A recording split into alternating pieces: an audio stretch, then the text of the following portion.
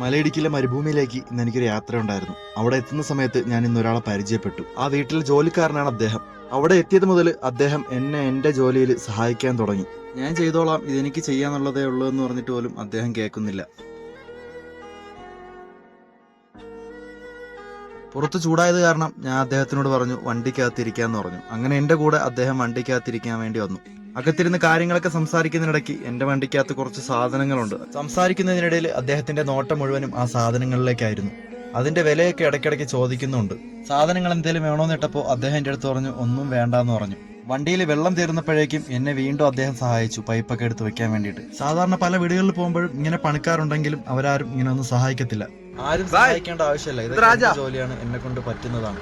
അത് കഴിഞ്ഞിട്ട് ബായി എന്റെ റൂമിലേക്ക് പോവുകയാണ്. അപ്പോഴാണ് ആ കാര്യങ്ങളൊക്കെ ഞാൻ കാണുന്നത്. ബായിയുടെ റൂം എന്ന് വെച്ചാൽ നിങ്ങൾ പിറകെ കാണുന്ന ആ ചെറിയൊരു ഷെഡാണ്. അവിടെയാണ് താമസ സ്ഥലം കണ്ടതിന് ശേഷം എന്റെ വണ്ടിക്കകത്തിരിക്കുന്ന സാധനം വെച്ചിട്ട് എനിക്ക് മുന്നോട്ട് പോകാൻ കഴിയുന്നില്ല. കാരണം അദ്ദേഹം വണ്ടിയിൽ ഇരുന്ന സമയത്ത് സാധനങ്ങളിലേക്കുള്ള ആ ഒരു നോട്ടം അദ്ദേഹത്തിന്റെ കണ്ണിൽ ഒരു പ്രതീക്ഷയെ ഞാൻ കണ്ടു. ഇത് എനിക്കുള്ള സാധനമാണോ, അല്ലെങ്കിൽ എനിക്കിത് കിട്ടിയിരുന്നെങ്കിൽ എന്നൊരു ചിന്ത എന്റെ മനസ്സിൽ വന്നു. അങ്ങനെ എനിക്ക് മുന്നോട്ട് പോകാൻ കഴിഞ്ഞില്ല. അങ്ങനെ വണ്ടിക്കകത്തിരിക്കുന്ന സാധനങ്ങളൊക്കെ അദ്ദേഹത്തിന് കൊടുത്തപ്പോൾ ഏറ്റവും വലിയ സന്തോഷമായിരുന്നു ആ മുഖത്ത്.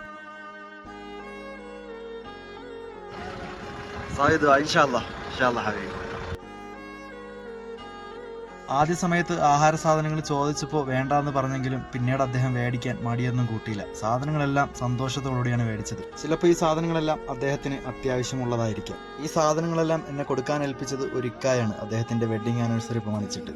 അപ്പോൾ ശരിയെന്നാ, അടുത്തൊരു വീഡിയോ കാണാം. Tata, bye bye.